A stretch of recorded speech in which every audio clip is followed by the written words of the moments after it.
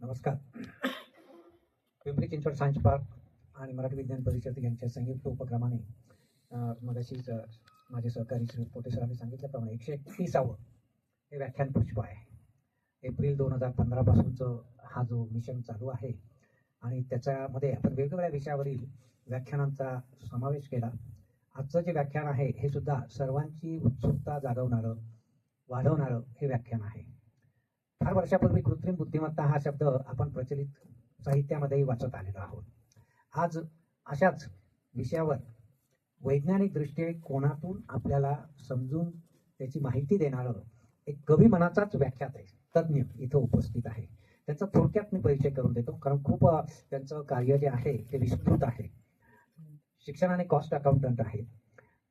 आदरणीय श्री प्रसाद शिरगावकर. व्यवसायाने ते तंत्रज्ञ आहेत आणि हृदयाने कवी आहेत.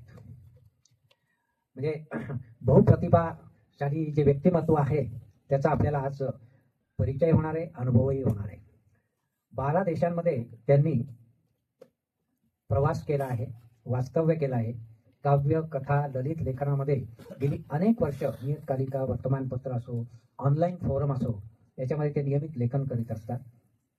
त्यांची स्वतःची एक वेबसाईट आहे, साधंसोपं.com, आणि याच्यामध्ये ती कवितांकरताच वेबसाईट आहे. 2006 पासून जवळजवळ आजपर्यंत 5 लाखाहून अधिक प्रेक्षकांनी त्या वेबसाईटला भेट दिली आहे, नव्हे तर त्यांच्या कवितांचा आनंद लुटला आहे. आपण श्रीयुत शिरगावकरांना विनंती करू की त्यांनी आपलं बहुमूल्य असं मार्गदर्शन व्याख्यान नव्हे तर हितगुज सुरू करावं. माझा एक मित्र म्हणतो की तू परिचय इतका लोकांना मोठा करून देतोस की तू 30 मिनिटं परिचय आणि 10 मिनिटं व्याख्यान एवढंच ठेवत जा म्हणतात. पुढच्या वेळी त्याचा काटछाट करून फक्त AI संबंधी जे काही थोडंफार काम किंवा तंत्रज्ञानासंबंधी तेवढाच परिचय द्यायला पाहिजे. खूप सध्या उत्सुकतेचा विषय आहे AI. आपण रोज पेपरमध्ये काहीतरी वाचत असतो की AI मुळे हे घडतंय, AI मुळे ते घडतंय. आर्टिफिशियल इंटेलिजन्स आणि कृत्रिम बुद्धिमत्ता आणि त्याची ॲप्स आणि ChatGPT ऐकत असता तुम्ही, आणि खूप वेगवेगळ्या गोष्टी आपण ऐकत असतो. काही गोष्टी आपण ऍक्च्युली अप्रत्यक्षपणे आपल्याला माहीत नसताना वापरायला लागलेलो आहोत. पण हे नेमकं काय भानगड आणि त्यांनी काय घडतंय जगात आणि पुढे काय घडणार आहे त्याचा एक थोडासा गेले काही महिने काही वर्ष मी अभ्यास करतोय. तर तो फक्त अभ्यास तुमच्याबरोबर शेअर करायचा आहे. AI किंवा कुठल्याही तंत्रज्ञानाच्या बाबतीमध्ये अशी गंमत आहे की इतक्या झपाट्याने बदल होत आहेत, इतक्या झपाट्याने नवीन गोष्टी येत आहेत की मी आता जे सगळं सांगतो आहे ते तुम्ही घरी जाऊन इंटरनेटवर बसेपर्यंत त्यातल्या बऱ्याचशा गोष्टी आउटडेटेड झालेल्या असू शकतात. या ॲज ऑफ नाऊ ह्या क्षणापर्यंत असलेली सत्य आहे ती सगळी की पुढच्या 2 तासात बदलू शकते. त्याच्यात अजून नवीन काहीतरी भर पडलेली असू शकते. चीनमध्ये काही काळोखे कारखाने सुरू झाले. काळोखे कारखाने म्हणजे काय, तर एक Xiaomi नावाची मोबाईल कंपनी आहे. त्या Xiaomiच्या मोबाईल कंपनी त्यांचा चीनमधला कारखाना जो एक आहे तिथे सेकंदाला 1 आणि वर्षाला 10 लाख हँडसेट्स तयार करतात. हे ठीक आहे, असे खूप कारखाने चीनमध्ये. याचं वैशिष्ट्य काय, या कारखान्यात एकही माणूस काम करत नाही. हा 100% यंत्रमानवांनी, रोबोट्सनी चालवलेला कारखाना आहे. म्हणजे रॉ मटेरियल उतरवून घेण्यापासून ते संपूर्ण प्रोसेस करून मोबाईल तयार होऊन तो डिस्पॅच होईपर्यंत सर्व काम 100% हे यंत्रमानव, रोबोट्स करतात, एकही माणूस करत नाही. याला काळोखे का म्हणतात, तर माणसं काम करत नाहीत कारखान्यात, त्यामुळे कारखान्यात विजेचीच गरज, लाईटचीच गरज नाही, हवेची गरज नाही, टॉयलेटची गरज नाही, लंच ब्रेकची गरज नाही, सुट्ट्यांची गरज नाही, कसलीच गरज नाही. यंत्र दमत नाहीत. मेंटेनन्स करता थोडीफार बंद ठेवायला लागतात असतील तेवढीच. अदरवाईज 24 तास, आठवड्याचे 7 दिवस, वर्षाचे 365 दिवस हा कारखाना फक्त प्रोडक्शन करत असतो आणि तिथे कुठल्याही प्रकारच्या मानवी हस्तक्षेपाशिवाय हा संपूर्ण कारखाना चालतो. आणि अशा प्रकारचे अनेक कारखाने आता यायला लागलेले. तुम्ही आता एशिया कपच्या वेळी मारुतीची एक नवीन व्हिक्टोरियस नावाच्या गाडीची जाहिरात बघितली असेल, आणि आता सध्याही चालली आहे, क्रिकेट मॅचवर दाखवतात व्हिक्टोरियस आहे. आणि त्याच्यात ते म्हणतात की ती आम्ही ॲडास लेव्हल 2 टाईपची गाडी आहे. आणि ते असं एक चित्र दाखवतात की समोर ट्रक आला तर ते काहीतरी सेन्स होते आणि गाडी थांबते. तर ती ॲडास लेव्हल 2 म्हणजे ऑटोनॉमस कार लेव्हल 2 म्हणजे स्वयंप्रशासित गाड्या किंवा ऑटोनॉमस कार्स ज्या यायला लागलेल्या आहेत. ऑटोनॉमस कार म्हणजे काय, तर गाडी ड्रायव्हर नसताना आपली आपण चालू शकतो. गाडी चालवायला ड्रायव्हरची गरजच नाही. आणि अशा गाड्यांची एक परिकथा नाहीये ही, अशा गाड्यांची अमेरिकेतल्या 20 ते 25 राज्यांमध्ये चाचण्या चालल्या आहेत, रोड टेस्ट चालल्या आहेत. म्हणजे काय होतं, तर मला गाडी हवी आहे कुठेतरी जायला, तर मी ऍप करून गाडी मागवतो, गाडी आपोआप माझ्या घरासमोर माझ्यासमोर उभी राहते, ड्रायव्हर नसतो त्या, मी कुठं जायचं टाकतो, गाडीत बसतो, गाडी मला तिथे घेऊन जाते आणि आपली आपण जाऊन पार्क होते. अशा कार्सवरती संशोधन खूप प्रचंड मोठ्या प्रमाणात, काही तर रोड टेस्ट वगैरे सुरू आहेत. आणि भारतातही आता मारुतीने लेव्हल 2 ची गाडी आणली. 1 ते 5 अशा लेव्हल असतात त्याच्यामध्ये. एक लेव्हलला ड्रायव्हर म्हणजे AI असिस्टेड ड्रायव्हिंग असतं, 1 आणि 2 लेव्हलला आपण थोडा असिस्टन्स वाढतो, अजून असं वाढत वाढत 5व्या लेव्हलला पूर्णपणे ड्रायव्हर नसताना गाडी चालू शकते. आपण तिला रस्ता कळतो, आपण तिला मध्ये कोणी आलेलं कळतं, स्पीड वाढवायचं का कमी करायचं कळतं, मध्ये आलेल्या गाडीनुसार थांबायचं कळतं, सगळं तिला कळतं. ऑटोनॉमस कार्स हे एआय मुळे घडत असलेली गोष्ट आहे. आर्टिफिशियल इंटेलिजन्स किंवा इंटेलिजंट गाडी आहे. आर्टिफिशियल इंटेलिजन्समुळे या गाड्या चालत आहेत. उडणारा टॅक्सी, त्याला इव्हीटीओल व्हेकल्स म्हणतात, electronic vertical take off machines. म्हणजे ड्रोन जसे असतात तसे साधारण रिक्षाच्या आकाराचा, त्यात 5 ते 6 जण बसू शकतील असा ड्रोन, जो व्हर्टिकली टेक ऑफ होतो. म्हणजे त्याला असं विमानपट्टीसारखं उडायला लागत नाही, कुठल्याही बिल्डिंगच्या गच्चीवर असतो, तिथून त्याच्यात बसायचं 4 जणांनी, तो आपला आपण उडतो आणि जिथं शहरात जायचं त्या ठिकाणी आपल्याला जाऊन सोडतो. आपल्या सगळ्या ट्रॅफिकच्या समस्यांनी एका क्षणात सुटून जाते. बरोबर, इथूनही बसायचं, रिक्षाने बसायचं आणि वरतून हवेत ट्रॅफिक जाम होईल. पण ही जी सर्व सिस्टीम आहे, दुबईमध्ये याच्या टेस्टिंग चालू आहे. चीनमधल्या काही कंपन्या म्हणून भारतातली 1-2 कंपन्या याच्यावरती प्रचंड मोठ्या प्रमाणावर रिसर्च करत आहेत. आणि ह्या बॅटरीवर चालतात, त्यांना याच्यात परत पायलट नसतो, याच्यात चालवणारा कोणी नसतो, हे आपल्या मनाने चालतात. आणि या सगळ्या शहरातल्या ज्या काही उडणाऱ्या टॅक्सीज असतात त्या कंट्रोल करणारा एक इंटेलिजन्स सेंटर असतं, तिथे सर्व काम एआय करत असतं. तो हा एक 2 ड्रायव्हर नसलेल्या गाड्या, ड्रायव्हर नसलेल्या उडणाऱ्या टॅक्सी, हा एक भविष्यात कदाचित पुढच्या काही वर्षांमध्ये कदाचित भारतात याच्यात दिसू शकेल. याच्यात ना मी काळ सांगतो की किती दिवसात किती महिन्यात, याला काही अर्थ राहिलेला नाही. कारण हे आपण म्हणतोय बोलेपर्यंत उद्या कोणतरी आरटीओने परमिशन दिली आणि उडणाऱ्या टॅक्सीज आल्या अशी आपल्याला बातमी येऊ शकते पेपरमध्ये. इतक्या झपाट्याने हे सगळं बदलत चाललंय. चॅट जीपीटी हा शब्द तुम्ही ऐकला असेल, गुगल जेमिनाय अनेक जण वापरतही असतील. की मनातला येईल तो प्रश्न त्याला विचारला की त्याचं तो आपल्याला उत्तर देतो. सो आपण फक्त तो जादूचा दिवा घासायचा, तो क्या हुकुम मेरे आका म्हणतो आणि आपण जो काही हुकुम देईल तो हुकुम तो पूर्ण करतो. आणि कुठल्याही जगातल्या प्रश्नाचं उत्तर, कुठलंही टास्क, काहीही सांगितलं तरी ते करतं. एक 3 वर्षापूर्वी जेव्हा हे आलं होतं तेव्हा काहीतरी थोड्याच गोष्टी करू शकायचं. पण आता जर का बघितलं तर आता तो इमेजेस तयार करण्यापासून ते व्हिडिओज तयार करण्यापर्यंत ते असंख्य प्रकारची टास्क, तो हजारो काही डॉक्युमेंट्स अनालाइज करून त्याची समरी देणं, व्हिडिओ बघून तुम्हाला त्याच्यात काय म्हटलं ते सांगणं, काहीही गोष्टी हे याला जनरेटिव्ह एआय म्हणतात, ते करायला लागलेले. सो हे आपल्या हातात सगळ्यांच्या आता आलेली आहे टूल्स ऑलरेडी, आणि यातली बहुसंख्य टूल्स फ्री आहेत, जी कोणीही वापरू शकतं. एक यातलं टूल जे आपण न मागता आपल्या प्रत्येकाच्या खिशामध्ये व्हॉट्सअपने दिलेलं आहे बघा. व्हॉट्सअप जर का तुम्ही उघडलं तर तिथे खालती एक असं रंगीबेरंगी चक्र दिसतं तुमच्या व्हॉट्सअपमध्ये बघा सगळ्यांच्या. तर तो मेटा कंपनीने आपल्याला दिलेला एआय पर्सनली. आणि त्याच्यावरती जर का क्लिक करून बघितलं तर तुम्हाला विचारतो मी काय काय करू, काय तुम्हाला हवंय. तुम्ही नवीन काही तुम्हाला इमेज करून हवी आहे, नवीन निबंध लिहून हवा आहे का, काय करून बघा. तुम्ही घरी गेल्यावर, आता नका वापरू, घरी गेल्यावर करून बघा. तर हा आपल्या सगळ्यांच्या खिशामध्ये आलेला एआय आहे. आपण कोणीही न मागता, आपल्याला कधीही न कळता नकळत आपल्या खिशात येऊन बसलेला आहे तो. त्याच्यावरती मी प्रयोग करून बघितला की मी त्याला म्हटलं की 60 वर्षाच्या एका जोडप्याला, ते व्हेजिटेरियन आहेत, इंडियन कपल, 60 इयर्स ओल्ड, त्यांना पॅरिसची 3 दिवसाची ट्रिप प्लॅन करून दे. सो कधीही गेलेले नाहीत पॅरिसला आणि व्हेजिटेरियन आहेत, युरोपमध्ये प्रॉब्लेम येतो, तर 3 दिवसाची ट्रिप प्लॅन करून दे. तर त्यांनी मला संपूर्ण सविस्तर 3 दिवसाची ट्रिप, प्रत्येक दिवशी त्यांनी काय काय केलं पाहिजे, दुपारच्या वेळी ते जिथे असतील तिथे जवळचं व्हेज रेस्टॉरंट कुठलं आहे, संध्याकाळी काय केलं पाहिजे, संध्याकाळचं व्हेज रेस्टॉरंट कुठलं आहे, तर संपूर्ण 3 दिवसाचा प्लॅन त्यांनी मला करून दिला. आणि हे फक्त एक यूज केस झाली. असा कुठलाही तुमच्या मनातला प्रश्न, काही नवीन गोष्ट तुम्हाला करायची आहे आणि प्रश्न पडला. आपण पूर्वी काय करायचं, आपण फोन करून एखाद्या एजंटला, कोणतरी जाऊन आलंय त्यांना फोन करून विचारायचं ना की अरे तुम्ही जाऊन आलात ना पॅरिसला, मग तुम्ही काय केलं ते सांगा. बरोबर आहे. यांनी काय केलंय एआयनी, ते आपण एआय कसं चालतं त्याच्यात बघूच या. त्यांनी अशा लाखो लोकांना विचारून ठेवले तुम्ही पॅरिसमध्ये काय काय केलं, त्या सगळ्यांचा डेटा त्याच्याकडे आहे. आणि मग मी जेव्हा प्रश्न विचारतो तेव्हा तो त्या सगळ्यामधून 60 वर्षाचे इंडियन व्हेजिटेरियन, मग त्यांना काय योग्य असेल असं उत्तर मला जनरेट करून देतो. आणि असा कुठल्याही असंख्य प्रश्नांवरती उत्तर तो कशी काढतो. तर मग हे सगळं कसं घडतंय, हे आर्टिफिशियल इंटेलिजन्स हे नेमकं काय आहे आणि कशामुळे हे सगळं होऊ शकतंय. तर एआय म्हणजे नेमकं काय, तर माणसाच्या बुद्धीसारखी बुद्धी यंत्रांमध्ये तयार करणं म्हणजे आर्टिफिशियल इंटेलिजन्स. अगदी सोप्या शब्दात सरांनी विचारलं की मुलांना काय सांगायचं, माणसाच्या बुद्धीसारखी बुद्धी ही यंत्रांमध्ये तयार करणं म्हणजे आर्टिफिशियल इंटेलिजन्स. आपण बघितलं सर्व प्रकारची यंत्र आहेत, गाड्याही यंत्र आहेत आणि उडणाऱ्या टॅक्सीजही यंत्र आहेत आणि आपले मोबाईलही यंत्र आहे, कॉम्प्युटरही यंत्र आहे, असंख्य यंत्र आहेत. त्या यंत्रांमध्ये माणसाच्या बुद्धीसारखी बुद्धी तयार करणं. आता ही बुद्धी कशी तयार करता येते, तर मशीन लर्निंग ही त्याची की आहे. ही यंत्र आहेत ना सगळे, यंत्रांना शिकायला शिकवणं म्हणजे मशीन लर्निंग. मग ते कशा पद्धतीने करतात, तर ते 2 पद्धतीने करतात. टेक्निकल टर्म्स फक्त एवढेच आहे त्याच्यामध्ये, एक अनसुपरवाइज लर्निंग ज्याला म्हणतात आणि एकाला सुपरवाइज लर्निंग म्हणतात. अनसुपरवाइज लर्निंग म्हणजे काय, तर त्याला आपण फक्त प्रचंड मोठ्या प्रमाणामध्ये डेटा देतो आणि त्याला म्हणतो ह्याच्यावरून तुझा तू शिक म्हणजे काय करतो तो, तुझे त्याच्यात काही डेटात पॅटर्न सापडतायत का बघ, या डेटामध्ये एकमेकांचे काही सहसंबंध सापडतोय का बघ, या डेटाचा मधून तुला काही कमी जास्त करता येते का बघ. त्याला ते अल्गोरिदम घेऊन दिलेले असतात. त्या मोठ्या प्रमाणावर डेटा आहे, याच्यातून तुला काय हवं ते शिक. त्याचं सगळ्यात मोठं एक्झाम्पल म्हणजे हे कसं केलं आहे ते, तुम्ही अमेझॉनवरती खरेदी करत असाल, अमेझॉनवरती तुम्ही खरेदी केल्यानंतर तुम्ही एखादी गोष्ट विकत घेतली तर खालती तुम्हाला थिंग्स यू मे लाईक म्हणून अजून ॲडिशनल 4-5 गोष्टी दाखवतात. तर या कशा दाखवतात आणि बऱ्याचशा त्यातला अरे हो की हे पण आपल्याला घ्यायला पाहिजे होतं असं आपल्याला वाटतं. तर हे कसं दाखवतात तर अमेझॉनवरच्या कोट्यावधी ग्राहकांनी काय प्रकारची खरेदी केल्यानंतर ते दुसरी कुठली पदार्थ गोष्ट घेतात याचा मोठा डेटा त्यांच्याकडे आहे. प्रचंड आणि जगभरातल्या लोकांचा डेटा त्यांच्याकडे आहे. म्हणजे फ्रीज घेतला की त्याच्यानंतर फ्रीज कव्हर घेतात. अगदी साधं आहे ना हे. तर हे रिलेशनशिप हे त्या मशीनने आपलं आपण शिकलेलं असतं. त्यांना फक्त डेटा दिलेला असतो की एक माणूस आला, तो साईटवरती इतका वेळ होता, त्यांनी आधी ही गोष्ट घेतली, नंतर ही गोष्ट घेतली. असा कोट्यावधी लोकांचा अब्जावधी ट्रान्झॅक्शनचा डेटा त्याचा तो शिकत असतो.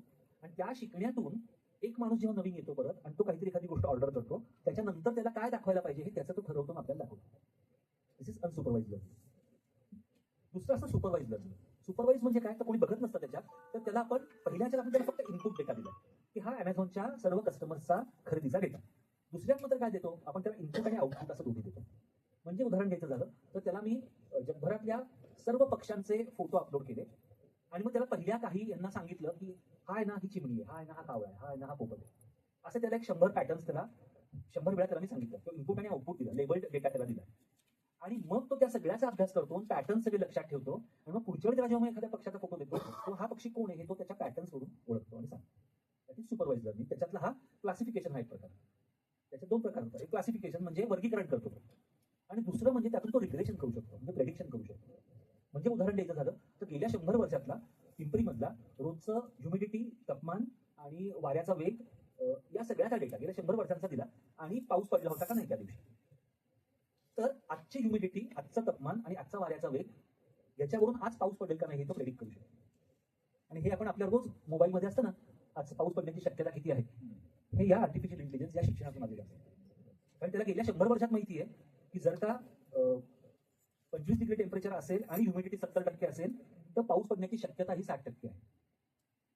याच्यावरून तो रिग्रेशन करतो, त्याच्यावरून तो एक कंटिन्युअस लाईन त्याच्यावरून तो प्रेडिक्शन करू शकतो. सर्व हे आर्टिफिशियल इंटेलिजन्स जे आपण ऍप्लिकेशन्स बघतो आहोत त्याच्या मुळाशी फक्त या दोन सुपरवाइज लर्निंग किंवा अनसुपरवाइज लर्निंग एवढंच आहे. आणि त्याची मग आता पुढे माणसांनी असंख्य प्रकारची ऍप्लिकेशन्स जी केली आहेत ती साधारण कशी होतात ते आपण बघू. पण मुळात यंत्रांना हे शिकवायचं कसं, कुठल्याही पद्धतीने सुपरवाइज किंवा अनसुपरवाइज, कारण हे प्रोग्रामिंग नाहीये. एक लक्षात घ्या, आजपर्यंत जे कॉम्प्युटर प्रोग्रामिंग असायचं ते लॉजिकल एक प्रोग्रामिंग, त्या एक स्टेप्स दिलेल्या असायच्या आपण की या 4 गोष्टी घडल्या तर ही 5वी गोष्ट कर आणि ही 5वी गोष्ट नाही घडली तर मग 6वी गोष्ट कर, असं त्याला स्टेप्स द्यायला लागायचे. लॉजिकल आपण कॉम्प्युटर प्रोग्रामिंग जे 20-30 वर्षांपूर्वी शिकले असतील ते फ्लोचार्ट काढायचे पूर्ण, ते फ्लोचार्ट कॉम्प्युटरमध्ये आपण प्रोग्राममध्ये कन्वर्ट करायचं. तर ह्याला स्टेप्स नाही देत. मग हे कसं शिकतं, तर लहान मूल ज्या पद्धतीने शिकतं त्याच पद्धतीने साधारण कॉम्प्युटरला शिकवलं जातं. तर लहान मूल कसं शिकतं, अगदी लहान मुलं त्याला आपण जेवण भरवतो, त्याला आपण खिडकीत घेऊन बसलो आहोत किंवा टेरेसमध्ये बसलो आहोत आणि जेवता जेवता त्याला म्हणतो ती बघ चिवताई आली, मग तुला म्हणतो अरे तो बघ कावळे दादा आला. आणि असं रोज घडत राहतं. असं काही महिने झाल्यानंतर त्या मुलाच्या लक्षात येतं की राखाडी रंगाचा छोट्या आकाराचा छोट्या चोचीचा जे काही समोर दिसतंय ते म्हणजे चिवताई आणि काळ्या रंगाचं मोठ्या आकाराचं मोठ्या चोचीचं जे दिसतंय ते म्हणजे कावळे दादा. हे त्याच्या डोक्यात फक्त बसतं. मग पुढच्या वेळी जेव्हा राखाडी रंगाचं छोटं काहीतरी येतं तेव्हा तो म्हणतो की चिमणी चिवताई आली. मग पुढच्या वेळी जेव्हा हिरव्या रंगाचा काहीतरी मोठा येतो तेव्हा तो म्हणतो हिरवा कावळा आला.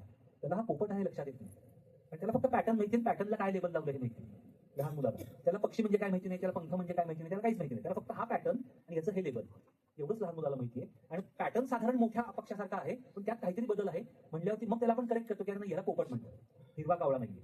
मग तो अजून शिकत जातो. आणि ही आपली शिकण्याची पद्धत आहे. This is how we learn. ही सी पॅटर्न्स, आपण पॅटर्न्स बघतो आणि त्या पॅटर्नला काय लेबल आहे काय म्हणतात ते आपण शिकत राहतो, समजत राहतो. ही अशी आपण भाषा शिकतो पूर्णपणे. याच पद्धतीने पॅटर्न म्हणजे बेस्ड लर्निंग हे मशीन्सचं पण केलं जातं. त्यांना हजारो पॅटर्न्स दिले जातात आणि त्या पॅटर्न्सला लेबल्स त्यांना दिले जातात आणि मग पुढच्या वेळी एखादा पॅटर्न आला की म्हणजे त्याला काय लेबल लावायचं आहे त्यांना समजतं. दुसरा एक प्रकार आहे हे जनरेटिव्ह एआय जे आहेत ते कसे शिकतात, ते जनरेट कसं करतात कंटेंट. कारण आपण प्रश्न विचारला तर त्याचं उत्तर देतो ना तो काहीतरी, ते उत्तर बरोबर आहे ते कसं काय येतं. तर आपण लहान मुलांचं परत उदाहरण बघितलं तर लहान मुलांना आपण गोष्ट सांगतो की एक होत्या चिमणी, एक होता कावळा, चिवताईचं घर होतं मेणाचं, कावळेदाराचं घर होतं शेणाचं. सगळ्यांनी ऐकलं असेल ना गोष्ट लहानपणी. आणि मग मोठा पाऊस येतो आणि मग घर वाहून जातं आणि मग चिवताई दारू घडवलं. ही गोष्ट अनेकदा जेव्हा मुलगा ऐकतो आणि तेव्हा पण मुलाला विचारतो की मग सांग मला चिवताईचं घर होतं, म्हणतो मेणाचं. सो दिस इज अगेन एक त्याला वाक्यरचना आहे ती त्या मुलाच्या डोक्यात पक्की बसलेली आहे आणि त्याला चिमणी म्हणजे काय माहिती नाही, घर म्हणजे काय माहिती नाही, काय त्या लहान मुलाला काहीच माहिती नाही ना हे म्हणजे काय. पण त्याला काय माहितीये चिवताईचं घर होतं या पॅटर्न नंतर आपण काय म्हणायचं आहे मेणाचं. आणि एक्झॅक्टली याच पद्धतीने लँग्वेज मॉडेल्स काम करतात. म्हणजे कशी काम करतात तर त्यांना जगभरातल्या लाखो कथा या फीड केलेल्या आहेत, त्याच्यावरती त्या ट्रेन झालेल्या आहेत. लाखो कथा जगभरातल्या त्या कॉम्प्युटर प्रोग्रामला, ChatGPTला सगळ्यांना दिलेल्या आहेत, इंटरनेटवरती असलेल्या. आणि बस त्यांचा तुम्ही फक्त हे आहेत तुमच्याकडे असं बघा. आणि मग जेव्हा प्रश्न विचारतात की चिमणीचं घर कशाचं होतं, त्याच्यानंतर तो किंवा चिमणीचं घर होतं आणि गाळलेली जागा, त्या गाळलेल्या जागेत तो त्याच्या डिक्शनरीतला प्रत्येक शब्द बसवतो आणि तो असण्याची प्रोबॅबिलिटी किती आहे हे शोधून काढतो. त्याला अर्थ कळत नाही, त्याला फक्त प्रोबॅबिलिटी कळते, त्याला गणित कळतं कॉम्प्युटर. मग तो चिमणीचं घर होतं, मग पहिल्यांदा लावतो दगडाचं, विटेचं, मातीचं, आणि प्रत्येकाची त्याच्याकडे असलेल्या डेटामध्ये किती वेळा तो आलेला आहे, असल्याची शक्यता किती आहे हे तो गणित कॅल्क्युलेट करत बसतो. आणि ज्या शब्दाची शक्यता सगळ्यात जास्त आहे तो शब्द तो इथं मावतो. या पद्धतीने जनरेटिव्ह AI काम करतात. म्हणजे मग एका वाक्यात एका शब्दानंतर पुढचा शब्द कुठला असण्याची शक्यता सगळ्यात जास्त आहे, एका वाक्यानंतर पुढचं वाक्य कुठलं असण्याची शक्यता सगळ्यात जास्त आहे. खरं तर शक्यतापेक्षा संभाव्यता हा शब्द जास्त बरोबर आहे, प्रोबॅबिलिटी जास्त बरोबर आहे. सो कुठल्या शब्दानंतर कुठल्या शब्दाची प्रोबॅबिलिटी जास्त आहे, कुठल्या वाक्यानंतर कुठल्या वाक्याची प्रोबॅबिलिटी जास्त आहे, कुठल्या परिच्छेदानंतर कुठल्या परिच्छेदाची प्रोबॅबिलिटी जास्त आहे, असा प्रचंड मोठं कॅल्क्युलेशन तो करत असतो. आणि म्हणून जे एआयला खूप मोठ्या प्रमाणावरती एनर्जी लागते आहे, प्रचंड मोठ्या प्रमाणात वीज लागते आहे, खूप कॉम्प्युटिंग रिसोर्सेस लागत आहेत. त्याचं कारण हे आहे कारण तो प्रत्येक गोष्ट करताना त्याची प्रोबॅबिलिटी, त्याची संभाव्यता कॅल्क्युलेट करून ते जोडत असतो. अर्थात त्याच्यात पुढे मग खूप इनोव्हेशन आली आहेत की त्याला प्रत्येक शब्दाची वरी करायची गरज नाही. मग त्यांनी काही न्यूरल नेटवर्क्स नावाचा एक प्रकार तयार केला की आपला मेंदू जसं काम करतो तसे छोटे छोटे लॉजिकल तुकडे वेगवेगळ्या पद्धतीने वेगवेगळ्या गोष्टी एका वेळी काम करतील, मग ते एकत्र जोडून आपल्याला समोर देतील वगैरे या प्रकारचे. तर अशा पद्धत हे अगदी फंडामेंटल आहे. म्हणजे मशीन कशी शिकतात, तर अक्षरशः लहान मुलं जशी शिकतात तशी कावळ्या चिमणीच्या गोष्टीतून यंत्रही त्याच पद्धतीने शिकतात. पण एआय हे काही एक मोठंच्या मोठं कुठल्या तरी एका कंपनी तयार केलेलं असं खाजगी असं सॉफ्टवेअर नाहीये, एकच असं ऍप, एकच अशी सिस्टीम. म्हणजे हे काय, म्हणजे हे म्हणजे एआय असं नाहीये. तर एआयचे अनेक वेगवेगळे घटक आहेत. त्याचा पहिला आपण बघितला तो म्हणजे मशीन लर्निंग हा एआयचा एक महत्वाचा घटक आहे. त्याच्यावरती सर्व एआयचा आधारित आहे. नॅचरल लँग्वेज प्रोसेसिंग हा एक एआयचा दुसरा घटक आहे. त्याच्यावरती अनेक वर्ष बघ या अनेक क्षेत्रांमध्ये अनेक वर्ष वेगवेगळ्या ठिकाणी काम चाललं होतं, ते सगळं आता एकत्र येऊन ते एक त्याचं एकत्र प्रवाह होतं. नॅचरल लँग्वेज प्रोसेसिंग म्हणजे आपण ज्या पद्धतीने बोलतो ती भाषा कॉम्प्युटरला समजणं. आणि याचं ऍप्लिकेशन आपण रोजच्या आयुष्यात करतो.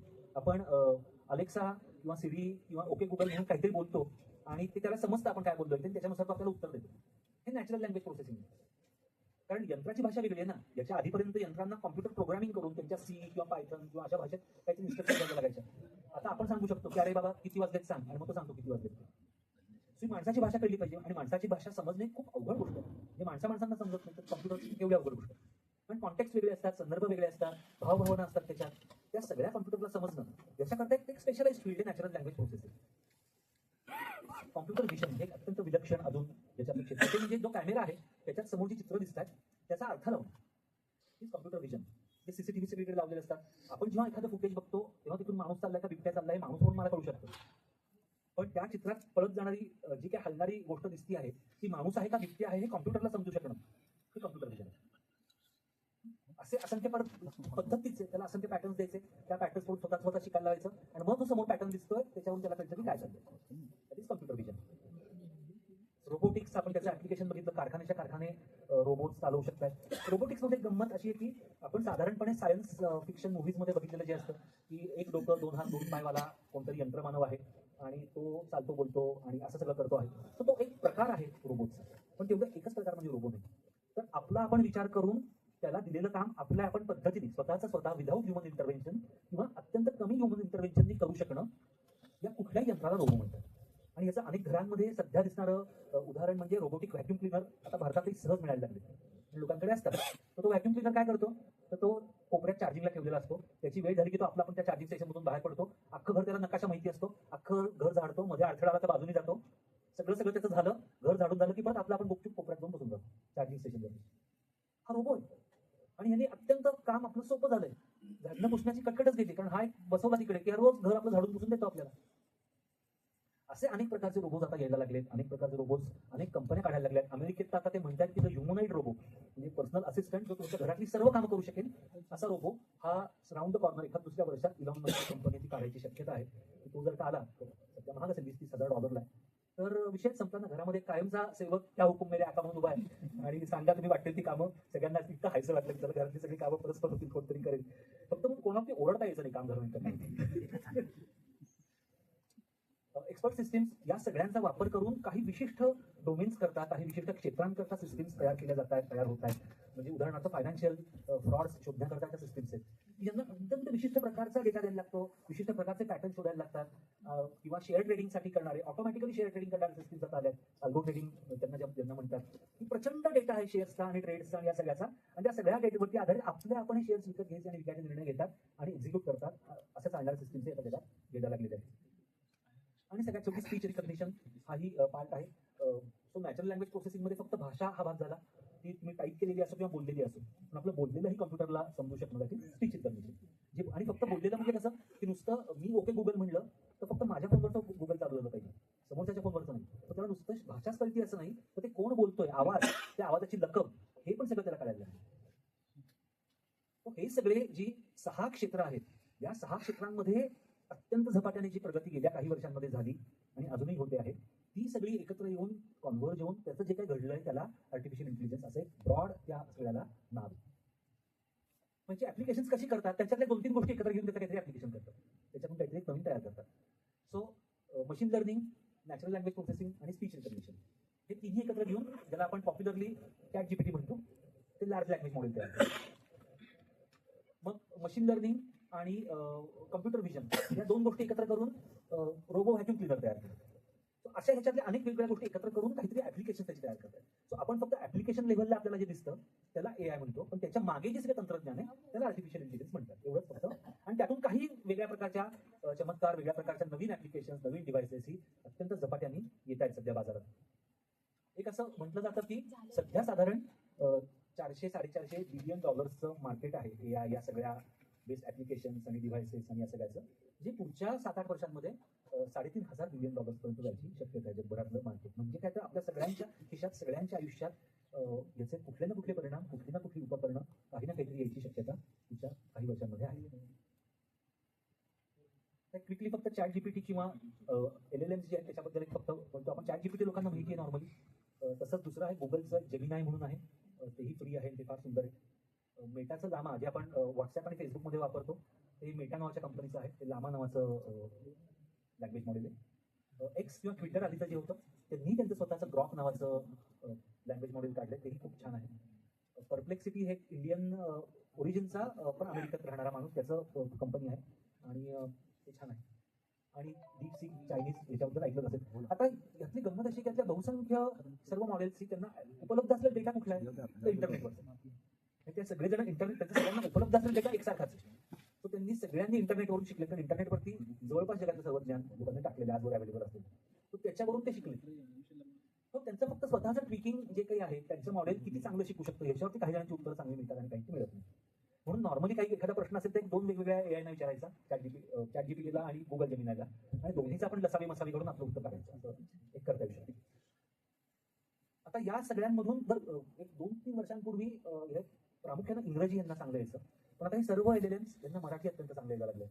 मराठीमध्ये प्रश्न विचारला आणि मराठीमध्ये उत्तर दे म्हटलं, किंवा इंग्लिश प्रश्न विचारला पूर्ण सांगितलं उत्तर मराठीत दे, तो व्यवस्थित देऊ शकतो बऱ्यापैकी. अजून जरा मराठी व्याकरणाच्या चुका थोड्याफार होतात, किंवा थोडी कोरडी, थोडी सरकारी भाषा कधी कधी वाटते, पण बऱ्यापैकी मराठी समजेल अशा पद्धतीने या सगळ्यांनी आता आपलं काम त्या दिशेने आणले. संस्कृत यांना समजतं आणि काहीही यांना, म्हणजे कुठलीही भाषा जगात यांना अडथळा नाही आता या LLMsनं. आणि आपण अक्षरशः कुठल्याही प्रकारच्या ज्ञानाकरता, कुठल्याही प्रकारच्या उत्सुकतेकरता याचा वापर करू शकतो. काहीही नवीन शिकण्याकरता आपण यांचा वापर करून घेऊ शकतो.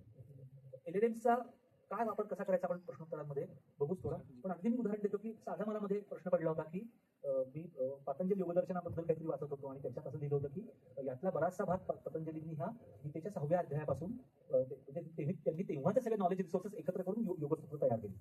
मग हे मी कधीच आधी वाचलं नव्हतं.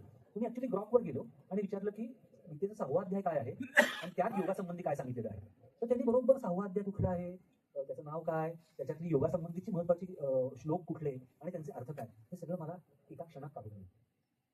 सो इतका खोलवर कुठल्याही जगात, म्हणजे मी फक्त त्याला रोबोटिक्स आणि सायन्स आणि याच्याबद्दलच विचारतो असं नाही, मी त्याला कुठल्याही पारंपरिक ज्ञानाबद्दल विचारलं तरीही त्याच्याजवळ तो डेटा असेल तर तो त्याच्यावरती मला व्यवस्थित प्रोसेसिंग करून उत्तर देतो. आता या सगळ्याचे आपल्यावर काय परिणाम होतात, स्वाभाविक सकारात्मक परिणाम म्हणजे आपली उत्पादकता, आपली प्रॉडक्टिव्हिटी आणि आपल्या कामाचा दर्जा हे दोन्ही वाढत आहे आणि वाढू शकतं. अनेक कंपन्यांमध्ये मायक्रोसॉफ्टचा को-पायलट नावाचा एक AI इंजिन आहे, ते अनेक कंपन्यांमध्ये वापरायला लागले. ते काय करतं, ते स्वतः ईमेल ड्राफ्ट करायला मदत करतं. मित्राला किंवा माझ्या कलिगला एखाद्या विषयावर माझ्या डोक्यात विषय आणि पॉईंट्स पक्के आहेत, पण ते मला लिहायला म्हणजे खूप मोठा वेळ लागतो ना सगळं सविस्तर लिहायचं. त्याला फक्त पॉईंट सांगितले, मला या पॉईंटची ईमेल ड्राफ्ट करून दे. तो विचारतो तुला ते इन्फॉर्मल पाहिजे का फॉर्मल पाहिजे का, या भाषेत पाहिजे का त्या भाषेत पाहिजे, आणि जे मी सांगितल्यानुसार मला मस्त ईमेल लिहून दे. तो मला ईमेल्स लिहून देतो, तो मला डॉक्युमेंट्स लिहून देतो, तो मला मोठी मोठी प्रेझेंटेशन आपोआप जनरेट करून देतो. विषय दिला त्याला, या विषयावरती मला 20 पानांचं प्रेझेंटेशन करून दे. याचा मी प्रयोगही करून बघितला. मी एकदा या विषयावरती मराठी साहित्यावरती एआयचा काय परिणाम होईल असं व्याख्यान होतं एका ठिकाणी, आणि ते साहित्यात मी खपून भयंकर तयार केलं आणि गेलो बोलायला. आणि म्हणलं की जायच्या आधी जास्त एकदा म्हणलं की आपण हे को पायलटला विचारून बघू. मी को पायलटला इंग्लिशमध्ये सांगितलं की इंग्लिशमध्ये मला याच विषयाचं प्रेझेंटेशन करून दे. म्हणजे खटाखट 20 पानी प्रेझेंटेशन, म्हणजे 2 तास बसून काम करतोय आणि त्यांनी मला 20 सेकंदामध्ये अख्खं प्रेझेंटेशन करून with images, with layout, with design सगळं मला करून दिलं. तर हे कमाल आहे. म्हणजे हे प्रेझेंटेशन मी केलं सगळं. तर हे हे करू शकते. पण ऑफिसची कामं जिथे तुम्हाला महत्त्वाची प्रेझेंटेशन्स आहेत, त्याचा बेसिक ड्राफ्ट आणि जी 25-25, 30-30, 50-50 पानी असतात त्याचा ड्राफ्ट करून घेणं, पहिला ड्राफ्ट किमान त्याच्याकडून करून घेणं, हे काम लोक करतात. म्हणजे स्क्रॅच पासून सुरुवात करायची ऐवजी. आणि मी बरेचसं काम करून बघितलं एआय कडून, तर साधारण 70 ते 80% काम सध्या हे ऍक्सेप्टेबल असतं आपल्याला. अरे हा हे साधारण 20 स्लाइड्स पैकी 15-16 स्लाइड्स बरोबर आहेत. म्हणजे प्रत्येक स्लाइड मधल्या ना साधारण 6 पॉईंट दिलेत ना, तर एखादा दुसरा काढला तरी चालेल, किंवा एखादा नवीन त्याचा राहिला आहे तो टाकायला पाहिजे वगैरे. तर पूर्वीचे प्रेझेंटेशन करायला मला 5 तास लागायचे, हे काम आता माझं 1 तासात होऊ शकतं. आणि असं जगभरातल्या सर्व नॉलेज बेस्ड वर्कफोर्स होऊ शकतं. म्हणजे काय मोठ्या प्रमाणावरती लोकांची प्रोडक्टिव्हिटी वाढू शकते. दुसरं असं की दुसऱ्या एखाद्या माणसाने मला 200 पानी डॉक्युमेंट पाठवलं आहे, काहीतरी कॉन्ट्रॅक्ट पाठवलं आहे आणि ते मला समजून घ्यायचं आहे, ते पण मी यायला देऊ शकतो. सांगतो याची मला समरी काढून दे. त्याच्या पुढे जाऊन आता गुगलने एक नोटबुक LM नावाचं नवीन ऍप काढलंय. ते स्वतःचं पर्सनल चॅट जीपीटी सारखं.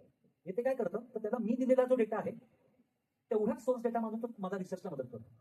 म्हणजे मी माझ्या 10 कस्टमरची बरोबरची कॉन्ट्रॅक्ट जर का त्याला फीड केली आणि त्याला सांगितलं की या कॉन्ट्रॅक्टमध्ये माझा पेमेंटचे क्लॉज काय आहे तेवढे मला सांग, तर मला 200 पानी 10 वेळा वाचायची गरज नाही. तो मला समरी काढून व्यवस्थित देतो की पेमेंटचे क्लॉज काय. आणि हा रिसर्च करता आणि विद्यार्थ्यांकरता भन्नाट ऍप आहे की मला एखाद्या विषयावरती मी अभ्यास करतो आहे, त्या विषयावरचे सर्व व्हिडिओज, PDF फाईल, माझी स्वतःची डॉक्युमेंट्स, माझ्या स्वतःच्या वर्गातल्या नोट्स, हे सगळं त्याला अपलोड केलं. तर मग त्याला अक्षरशः चॅट जीपीटी सारखा प्रश्न विचारला, त्यात जे प्रश्न येतात आपल्या मनात ते विचारले, तो त्याची सगळ्याची समरी आपल्याला काढून देतो आहे त्या सोर्सेस पासून.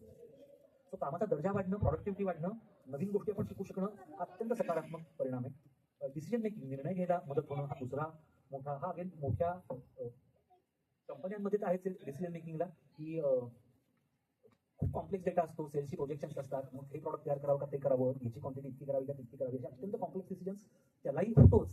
पण आपल्या व्यक्तिगत आयुष्यात आपण ऍक्च्युली रोज वापरायला लागलो डिसिजन मेकिंगला. म्हणजे आज मी बावधरून इथे येताना कुठल्या रस्त्यावरती सगळ्यात कमी ट्रॅफिक आहे, कुठे बघतो आपण सध्या, गुगल मॅप्स करतो, त्याच्याद्वारे AI बेस्ड.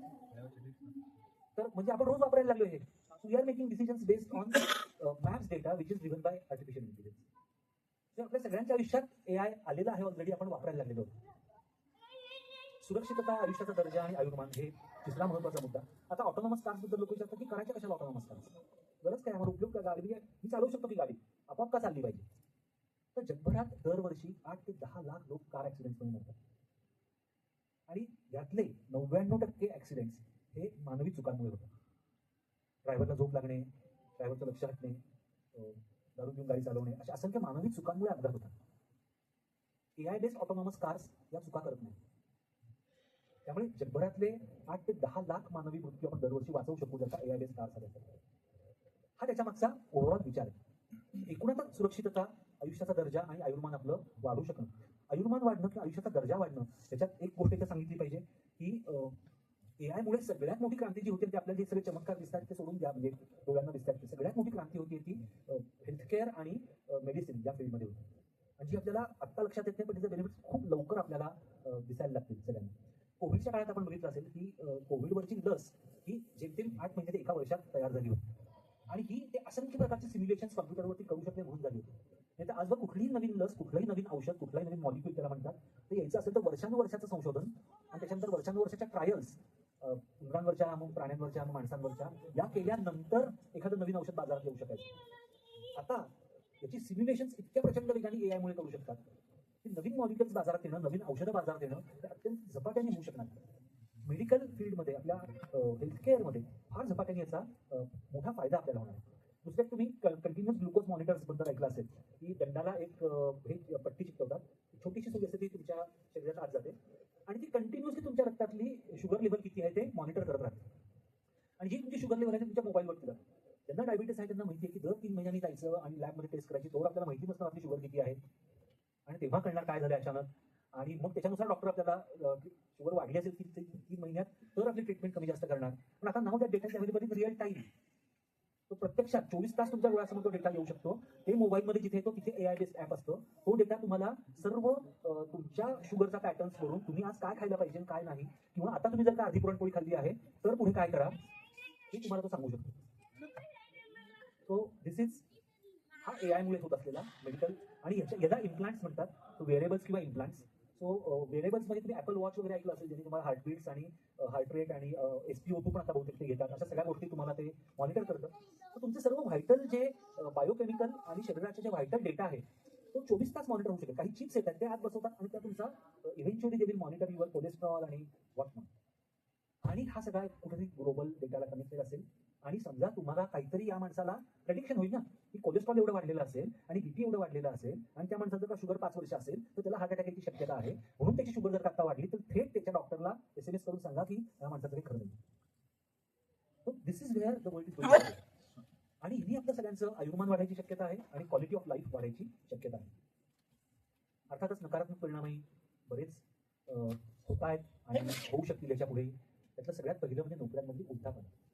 मी उलथापालट म्हणतोय कारण असं होतं की एखाद्या क्षेत्रातल्या खूप मोठ्या प्रमाणात त्या नोकऱ्या जातात तेव्हा दुसऱ्या एखाद्या क्षेत्रात काही प्रमाणात नोकऱ्या येतात.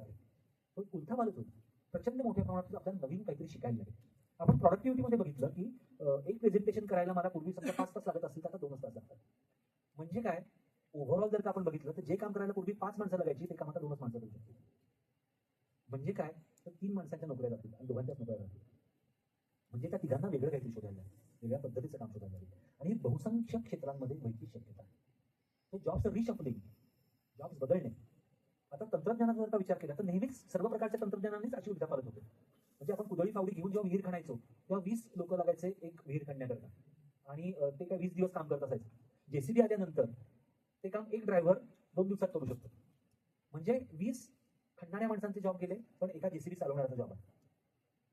पण पूर्वी जिथे आपण अत्यंत स्लो पद्धतीने एकच विहीर खणू शकायचो तिथे आता अनेक विहिरी खणायची शक्यता निर्माण झाली. म्हणून या 20तल्या ज्यांचे कुदळी फावड्यांचे जॉब केले पण ज्यांनी JCB चालवायला शिकला अशा 5-10 लोकांना JCB चालवण्याचं अजून 10 ठिकाणी जॉब मिळेल.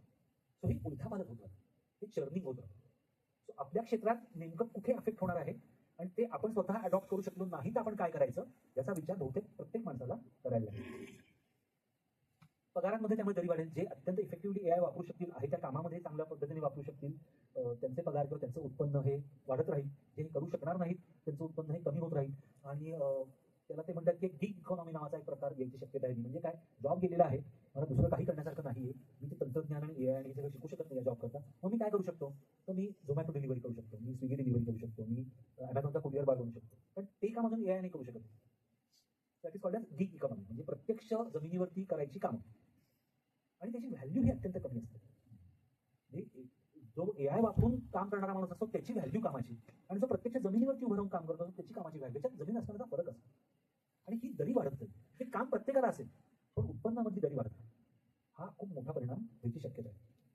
आणि त्यामुळे आपल्याला सतत नवीन शिकत राहायची गरज आहे कुठल्याही वयामध्ये, प्रत्येक वयामध्ये. म्हणजे अगदी शाळेमध्ये पासून शाळेतून तुम्ही शिकून शाळेत ऑलरेडी आपल्याकडे आउटडेटेड शिक्षण शिकवतात, शाळेतल्या लोकांनी ऐकून नका. शाळेत शिकून बाहेर पडेपर्यंत तुमचं जे जग झालेलं असतं ना ते पूर्ण वेगळं झालेलं असतं. म्हणजे आताही जी लोक कॉम्प्युटर इंजिनिअरिंग शिकतात त्यांच्याविषयी मला इतकी काळजी वाटते. पण अक्षरशः पुढच्या 2 ते 5 वर्षात प्रोग्रामिंग करण्याकरता माणसाची गरज राहणार नाही. आजही राहिलेली नाही खरं तर. पण त्यातून इतक्या मास केले अडॉप्ट झालेले नाहीये. पण खरंच आता कोणीतरी मी कॉम्प्युटर इंजिनियर होतोय असं म्हणत असेल तर मला काळजी वाटते की अरे बाबा 5 वर्षात काय झालेलं असेल हे आपल्याला माहिती नाही. बदललेलं असणार आहे विश्व पूर्ण आणि सगळ्याच क्षेत्रांचं आहे. म्हणजे ह्याच असं नाही. म्हणजे दुसरं एक उदाहरण घेऊ. वेळ आहे ना सर, 10 मिनिटाचं, की आपण आता वकिली क्षेत्राचं उदाहरण घेऊ. तर वकिलांना काय असतं माहिती, वकिलांना कायदे माहिती असतात, त्या कायद्याचं इंटरप्रिटेशन करता येतं आणि ते कोर्टासमोर मांडता येतं. बरोबर आहे. आता जुन्या काळामध्ये एखाद्या वकिलाला एखाद्या देशाचे सर्व कायदे माहिती असणे शक्य नव्हतं. मग ते स्पेशलायझेशन करतात की हा घटनातज्ञ आहे, हा फक्त सिव्हिल करतो, हा फक्त क्रिमिनल करतो. पण त्याचे जे 5-50 कायदे असतात, त्याची जी 5-10 हजार पानं असतात ती त्यांना कोडून माहिती असतात, त्याचे केस लॉ त्यांनी अभ्यास केलेला असतो. पण आता AI मुळे अशी मॉडेल्स तयार करता येणं शक्य आहे किंवा जवळला लागलेली आहे की त्या AI ला तुमच्या ऑफिसमधल्या जगातल्या सर्व देशांचे सर्व कायदे माहिती आहेत. तुम्ही त्याला फक्त प्रश्न विचारला की या प्रकारची केस आहे तर काय करू, त्याचा ड्राफ्ट करून दे मला, तो ड्राफ्ट करून दे. 5 आणि 7 वर्ष वकीलचं शिक्षण घेतलेला माणूस, त्याचं काम, आणि तो पर आवर लावायचा की मी 30 पानी 50 पानी ड्राफ्ट करतो आहे केस, तर त्याचे इतके चार्जेस होतील. आता तो काय काम करणार? आणि हे अनेक जे अगदी लो हँगिंग फ्रूट म्हणजे अनुवादाच्या क्षेत्रामध्ये, भाषांतराच्या क्षेत्रात हे ऑलरेडी झालंय. तिथे ऑलरेडी क्लायंट काम देताना विचारतो की तुम्ही मॅन्युअली काम करू नका, तुम्ही मशीन असिस्टेड भाषांतर करून द्या मला, आणि मग त्याचे चार्जेस 110 झाले.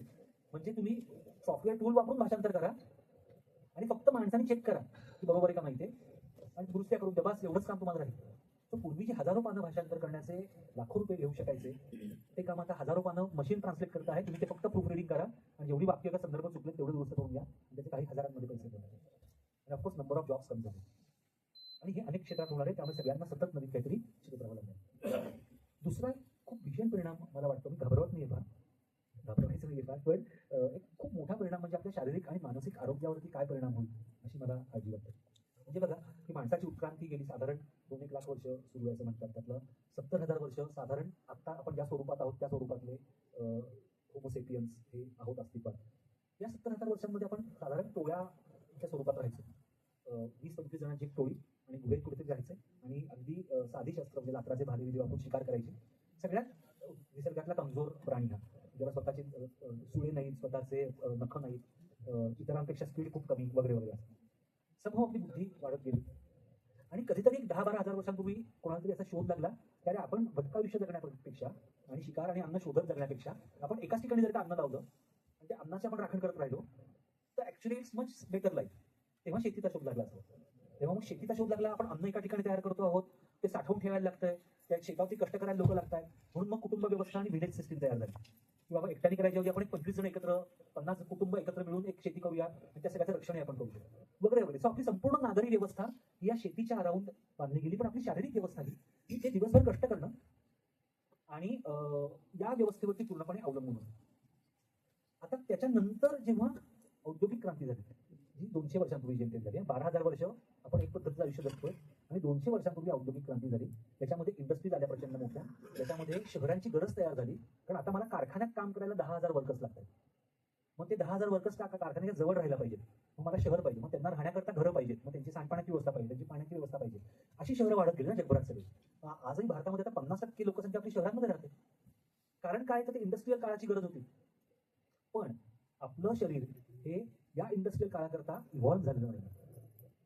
आपलं शरीर हे दिवसातल्या 3 शिफ्टमध्ये काम करू शकणं, रात्रभर काम करू शकणं, उभं राहून दिवसभर काम करू शकणं किंवा बैठं काम करू शकणं पूर्ण वेळ, याच्यासाठी इव्हॉल्व्हच झालेलं नाही. त्यामुळे याच्या पुढे जाऊन जेव्हा औद्योगिक क्रांतीचा पुढचा भाग म्हणजे इन्फॉर्मेशन टेक्नॉलॉजीची क्रांती झाली किंवा सेवा क्षेत्राची क्रांती झाली, तेव्हा काय झालं तर आपल्याला 8-8, 10-10, 12-12 तास बसून काम करायला लागलं. आपलं शरीर डिझाईनच नाही झालेलं त्याच्याकरता. आणि त्यामुळे जे ब्लड प्रेशर आणि डायबिटीस हे 2 प्रचंड मोठे बैठ्या जीवनशैलीचे आजार आहेत, ते त्याच्यामुळे बळावलेत सगळीकडे. कारण आपण असं काम करतो ज्याच्याकरता आपलं शरीर इव्हॉल्व्ह झालेलं नाही. म्हणजे काय, तर आपण शेतकी क्रांतीनंतर औद्योगिक क्रांती जेव्हा झाली तेव्हा आपली शारीरिक कामं सगळी ही आपण आउटसोर्स केली यंत्रांना. शारीरिक कामं यंत्रांना आउटसोर्स केली, शरीर आपलं कष्ट करेन असं झालं, त्यामुळे आपल्याला काही प्रकारचे आजार शरीराचे जडायला लागले. आता आपण औद्योगिक क्रांतीवरून AI क्रांतीकडे चाललो, जिथे आपण आपली बौद्धिक कामं सुद्धा यंत्रांना आउटसोर्स करणार आहोत. शरीर काम करेन असं झालं, शरीराचे आजार सुरू झाले. आपली बुद्धी काम करण्याची झाल्यानंतर कुठल्या प्रकारचे आजार होऊ शकतील हे आज कल्पना करता येणं अवघड आहे. AI ला विचारून बघा तर सांगेल काहीतरी, पण त्याची आज कल्पना होणं अवघड आहे. काय नेमके होते, एक साधे 2 उदाहरण देतो की आपण साधारण जे ज्यांनी डायलअपचे फोन वापरलेले आहेत अशी काही लोक या पिढीतली आहेत की जे फोन करायला लागायचे आपल्याला, तेव्हा आपल्याला साधारण एक 50 एक फोन नंबर लक्षात असायचे. आता आपल्याला एक फोन नंबर लक्षात असतो आपल्या पार्टनरचा, आपल्याला फोन नंबरच लक्षात राहत नाही. कारण जे लक्षात ठेवायची गरज नाही त्या गोष्टीमध्ये मेंदू एनर्जी इन्व्हेस्ट करत नाही. मेंदू अत्यंत एनर्जी एफिशियंट यंत्र आहे. पण तुम्हाला जर का गरजच नाही फोन नंबर लक्षात ठेवायची तर मी काय लक्षात ठेवू. इथे या पिढीतले काही जण असतील की ज्यांनी आपल्या आजी आजोबांनी हे औटकी, दीडकी, अडीचकी या गोष्टी पाठ करायचे, कारण तेव्हा त्यांची गरज होती. 2.5 पट आणि 1.5 पट आणि पाऊण पट गोष्टी त्यांना करायला लागायच्या व्यवहारामध्ये. आमच्या लहानपणी त्याची काही गरज राहिली नव्हती, कारण दशमान पद्धत आली होती. त्यामुळे आपण फक्त पाढे शिकलो. आपण 2चा पाढा ते 3चा पाढा व्यवस्थित शिकलो. आपल्या मुलांना अजूनही आपलं शिकवतात पाढे म्हणून, पण त्याला काही फारसा अर्थ राहिलेला नाही. सगळ्यांना माहिती आहे, पण कॅल्क्युलेटर आले आणि एक्सेल आले. पाढे शिकायची गरजच काय, मोबाईलवरती सगळ्यांचे कॅल्क्युलेटर. पाढे शिकायची गरज काय. पण याच्यामुळे झालंय काय, तर आपण वाण्याच्या दुकानात पूर्वी गेल्यानंतर एक 10 ते 15 आकडे एका खाली लिहिलेले असतील, 2 आकडी किंवा 3 आकडी, तर आपण तोंडी त्याची टोटल करू शकायचं. जर कमी झाली असेल आपली ॲबिलिटी, आपली मुलं तर करूच शकणार नाही. परत एकदा जी गोष्ट करायची गरज नाहीये त्या गोष्टीमध्ये इन्व्हेस्ट करणं मेंदू थांबवतो आणि ती ॲबिलिटी बंद करतो. सो आपण विचार करणं हे जर का आउटसोर्स केलं यंत्रांना, तर काय काय गोष्टी घडतील मेंदूमध्ये हे आत्ता प्रेडिक्ट करता येणं अवघड आहे. पण we are stopping specific ability. आणि मेंदूची गंमत अशी की त्याला जितकं जास्त प्रेरणा मिळते, जितकं जास्त तो उद्दीपित होतो, तितका तो जास्त शिकत राहतो. न्यूरॉन्सचं वैशिष्ट्य ना, जितके जास्त ते तुम्ही कनेक्शन करत राहता तितकं आपण शिकत राहतो. आणि तेच बंद केलं तर काय होईल हे माहिती नाही. अजून एक दोन फक्त शेवटचे परिणाम सांगतो आणि मग आपण वेळ असेल तर प्रश्नोत्तरांकडे जाऊया. सामाजिक आणि राजकीय परिणामी काही भीषण व्हायची शक्यता आहे. बुद्धिमान शस्त्र हा एक नवीन प्रकार तुम्ही आता भारत पाकिस्तान युद्ध जे झालं त्याच्यात, किंवा इस्रायल पॅलेस्टाईनच्या युद्धात, किंवा रशिया युक्रेनच्या युद्धात तुम्ही बघितलं असेल, तिथे सगळ्यात जास्त वापर ड्रोन्सचा झाला. ते पूर्वी साधारणपणे युद्ध करायचे दोन देश म्हणजे असे हजारो सैनिक सीमेवरती जाऊन एकमेकांना भिडणं आणि समोरासमोर युद्ध करणं असं व्हायचं. आता आकाशातल्या आकाशात यंत्र पाठवतात आणि ती यंत्र एकमेकांची लढतात. एका दृष्टीने एक चांगलं असं आहे की अत्यंत प्रिसाईज मिलिटरी टार्गेटिंग करू शकतात. मला फक्त मिलिटरी टार्गेट्स आहेत त्याच्यावरती प्रिसाईज अटॅक करायचा आहे, तो माझा ड्रोन करू शकतो. ते करणारी हुशार माझी मिसाईल्स आहेत, जी अत्यंत जिओ लोकेशन त्याला दिलं की फक्त त्या जिओ लोकेशनला जाऊन तो अटॅक करू शकेल. अशी शस्त्र, अशी मिसाईल्स, असे ड्रोन्स हे सगळं तयार झालंय. एक पॉझिटिव्ह गोष्ट की मनुष्यहानी कमी होऊ शकते यांनी, पण ही यंत्र एकमेकांची लढू शकतात. पण याचा दुसरा भाग असा आहे की याचा गैरवापर जर का व्हायला लागला तर काय. कारण जसं मी प्रिसाईज टार्गेट मिलिटरीचा करू शकतो, तसं प्रिसाईज सिव्हिलियन टार्गेटही करू शकतो ना. त्याला टार्गेट दिलं की तिथं जाऊन तो पडणार. यंत्राला डोकं नाही स्वतःचं, त्याला फक्त हे टार्गेट दिलं इथं जाऊन बॉम्ब टाकायचं किंवा ड्रोननी मारहाण करायची एवढं कळतं. याच्या पुढे जाऊन या बुद्धिमान शस्त्रांवरचं नियंत्रण सुटलं तर काय, हा एक खूप कॉम्प्लिकेटेड प्रश्न आहे. दुसरा म्हणजे आपण कॉम्प्युटर व्हिजन बघितलं, जगभरात सगळीकडे सीसीटीव्ही लावलेत आपण बघितलं, तर त्यांनी सर्व्हेलन्स पाळत ठेवता आणू शकते कोणाहीवर. आणि चीनमध्ये भयंकर टीका झाली होती, खरा डेटा बाहेर आलाच नाही, की देशातल्या सर्व नागरिकांवरती सतत पाळत ठेवली जाते. कारण तुम्ही कुठेही बाहेर पडला तर सीसीटीव्ही आहे, तुमचा चेहरा आहे, फेस रिकग्निशन टेक्नॉलॉजी आहे, मॅप्स टेक्नॉलॉजी आहे, जीपीएस टेक्नॉलॉजी आहे. कुठलीही व्यक्ती जगात सकाळी उठल्यापासून, घरातून बाहेर पडल्यापासून कुठे जाते, काय करते, कोणाशी बोलते, कोणाशी वागते, कशी परत येते, हे सगळं 100% ह्याच्यावरती पाळत ठेवता आणणं शक्य आहे. म्हणजे ठेवली जाते का असं नाही, पण शक्य आहे. आणि हे जर का एखाद्या अत्यंत हुकुमशहाच्या या क्रूर राजवटीच्या हातात हे तंत्रज्ञान पडलं तर भीषण. आणि ते आपल्या हातात नाही ना, कोणाच्या हातात पडेल हे ठरवणं. तिसरा महत्वाचा धोका म्हणजे बायसेस किंवा दुजाभाव. म्हणजे काय, तर एआय शिकलंय कशावरून सगळं हे, तर त्याला इंटरनेटवर आपण माणसाने गेल्या हजारो वर्षांमध्ये लिहिलेला सर्व डेटा त्याला आपण दिला, त्याच्यावरून तो शिकतोय. बरोबर आहे. माणसातल्या गेल्या 1000 वर्षांच्या डेटामध्ये असंख्य प्रकारचे दुजाभाव किंवा बायसेस आहेत. तिथे असंख्य प्रकारचे जातीभेद, धर्मभेद, स्त्रियांना वाईट लेखणं, हे सर्व आपल्या साहित्यात, सर्व जगभरातल्या सर्व साहित्यांमध्ये हेच आहे. वर्णद्वेष आहे, हा सगळा त्याला फीड केला गेला आहे. तो जी उत्तरं देईल, तो जे आउटपुट देईल, ते सुद्धा त्याच्यातून आले असू शकतात. तो जे निर्णय देईल ते सुद्धा त्याच्यातून आले असू शकतात. याच्यावरती खूप मोठं काम चाललंय की बायसेस कसे काढून टाकायचे, आणि तो काम सुरू आहे. म्हणजे याच्यातल्या सगळ्या गोष्टींवरती काम सुरू आहे, पण हे सध्याचे खूप मोठे धोके आहेत. आणि शेवटचा आणि महत्वाचा धोका म्हणजे माणसं आत्मकेंद्रित होणं, माणसं सेल्फ सेंटर होणं, माणसं एकलकोंडी होणं. म्हणजे आत्ताही आपण बघत असतो की एका घरामध्ये संध्याकाळच्या वेळी एका टेबलवरती जेवणासाठी बसलेली 3 किंवा 4 माणसं, प्रत्येक जण आपापल्या मोबाईलमध्ये डोकं लावून बसलेला असतो. मोबाईल ॲडिक्शन जे आहे ना, हे एआयनी आपल्या आयुष्यात घडवून आणलेली गोष्ट आहे. आता म्हणाल एआयचा काय संबंध, तर मोबाईलवरती आपण काय बघत असतो, रील्स आणि इंस्टाग्राम रील्स, किंवा थोडी मोठी माणसं फेसबुक, हे आपण बघत असतो. ते आपण का बघत असतो याचं उत्तर कोणालाही देत नाही. एकाही रीलने आपल्या आयुष्यात काही व्हॅल्यू ॲडिशन होत नाही, आणि आपण तासनतास ती स्क्रोल करत असतो. का करत असतो, कारण इंस्टाग्राम आणि फेसबुक यांनी असे अल्गोरिदम लिहिलेले आहेत जे एआय बेस्ड आहेत, ज्यांना अशी इन्स्ट्रक्शन दिलेली आहे की एकदा युजर माझ्या ऍपवरती आला की तो बाहेरच नाही पडला पाहिजे, असा कंटेंट त्याला दाखव.